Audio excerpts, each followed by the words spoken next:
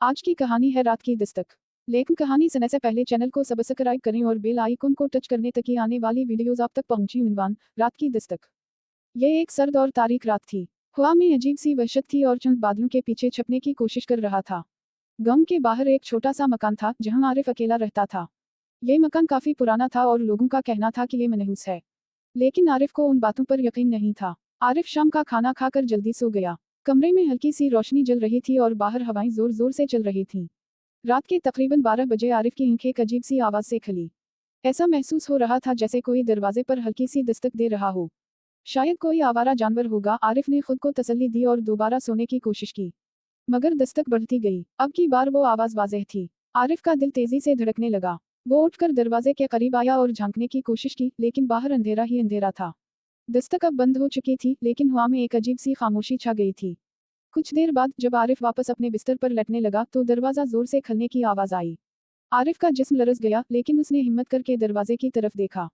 दरवाजा आधा खिला हुआ था और बाहर एक साए जैसा कुछ नजर आया। कौन है? आरिफ ने कपकपाती आवाज में पूछा, लेकिन कोई जवाब नहीं आया।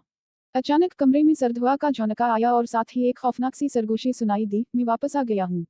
आरिफ की सांसें तेज हो गईं। वो पीछे हटते हुए दीवार से जा लगा। वो साया आहिस्ता आहिस्ता कमरे में दाखिल हो रहा था। इसकी आंखें सुर्ख अंगारों की तरह चमक रही थीं और इसका चेहरा इंसानी था, मगर इस पर मौत का साया छाया हुआ था। आरिफ ने दरवाजे की तरफ भागने की कोशिश की, मगर उसके पांव जैसे जमीन से चिपक गए थे। वो साया करीब आ रहा था, इसके साथ अजीब सी सरगोशियों और ककाहे गूंज रहे थे। आरिफ ने अपनी आंखें बंद कर लीं और दिल ही दिल में दुआ करने लगा। अचानक कमरे में एक जोरदार धमाका हुआ और आरिफ ने आंखें खोलीं तो वो साया गायब था। कमरा दोबारा खामोश हो चुका था, लेकिन आरिफ को महसूस हो रहा था कि वो अब भी वहां कहीं है। शायद वो साया कभी नहीं जाएगा। इस रात के बाद आरिफ कभी दोबारा वैसा नहीं रहा। वो हर रात उसी दस्तक का इंतजार करता था, क्योंकि वो जानता था कि वो साया एक बार फिर आएगा।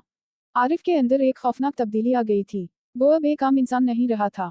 हर रात वो इस साये की वापसी का इंतजार करता था। दिन के वक्त वो खामोश और तन्हाई पसंद हो चुका था और लोग इसकी हालत देखकर घबरा जाते थे। इसके दोस्त भी इससे कतराने लगे थे, क्योंकि वो हमेशा कुछ ना कुछ अजीब बातें करने लगा था। एक रात जब गांव में तेज आंधी और बिजली चमक रही थी, आरिफ को फिर वही दस्तक सुनाई दी। इस बार दस्तक पहले से ज्यादा जोरदार और बेताब लग रही थी। आरिफ ने जैसे ही दरवाजा खोला, वो साया सामने खड़ा था, लेकिन इस बार वो ज्यादा वाज़ेह और खौफनाक था। इसके चेहरे पर मौत की बदबू थी और इसकी आंखों में अजीब सा पागलपन था। मैं आया हूँ आरिफ, तुम्हें अपने साथ ले जाने, साया ने सरगोशी की। आरिफ के जिस्म में एक सर्द लहर दौड़ गई।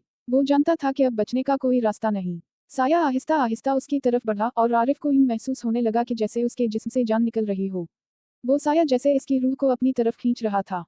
अचानक कमरे की खिड़की जोर से खुली और बिजली की एक तेज रोशनी अंदर आई। उसी लम्हे साया चीखने लगा, जैसे इस रोशनी से जल रहा हो। आरिफ ने पहली बार देखा कि वो साया रोशनी से दूर हटने की कोशिश कर रहा था। यह आरिफ के लिए एक मौका था। वो फौरन अपनी सारी ताकत जुमा करके दरवाजे की तरफ भागा और बाहर निकल गया। बाहर आंधी और बारिश का तूफान मचा हुआ था, लेकिन आरिफ को अब उन सब की परवाह नहीं थी। वो जंगल की तरफ भागने लगा, क्योंकि उसे यकीन था कि वो साया उसे कहीं ना कहीं फिर मिलेगा। आरिफ जंगल के बीच पहुंचा, लेकिन वहां भी हर तरफ खूब अंधेरा था। हर दरख्त, हर पत्ता उसे खौफनाक मालूम हो रहा था। अचानक उसे अपने पीछे वही सरगोशियां सुनाई दी। तुम मुझसे भाग नहीं सकते आरिफ। आरिफ ने पीछे मुड़कर देखा तो वो साया जंगल में भी इस के पीछे था। इसके कदमों की आवाज अब ज्यादा तेज हो चुकी थी। आरिफ की सांसें बेकाबू हो चुकी थीं, लेकिन भागना बंद नहीं कर सकता था। आखिरकार वो एक पुराने मंदिर के पास पहुंच गया, जो गांव से काफी दूर था। आरिफ ने इस मंदिर के बारे में सुन रखा था कि यहाँ पुरानी ताकतें बसेरा करती हैं, लेकिन उस वक्त वो किसी भी चीज पर यकीन करने को तैयार था जो उसे इस साये से बचा सके। आरिफ ने मंदिर के अंदर कदम रखा तो वहाँ का माहौल अजीब था। पुरानी मूर्तियां, दीवारों पर बनी खौफनाक तस्वीरें और एक बोसीदा सी रोशनी जो पूरे मंदिर को घेरे हुए थी। लेकिन जैसे ही वो अंदर गया, उसने महसूस किया कि वो साया मंदिर के बाहर रुक गया था। शायद वो मंदिर की मुकद्दस ताकत से अंदर नहीं आ सकता था। आरिफ जमीन पर गिरकर सांस लेने लगा। इसकी आंखों में आंसू थे, लेकिन दिल में एक अजीब सी तसल्ली थी कि वो कम अज कम इस रात के लिए महफूज था। लेकिन वो जानता था कि ये जंग अभी खत्म नहीं हुई थी। वो साया अब भी इसके पीछे था और वो हर रात उसे ढूंढता रहेगा। आरिफ के लिए अब ये मंदिर ही वाहिद पनाहगाह था, लेकिन वो भी नहीं जानता था कि कब तक।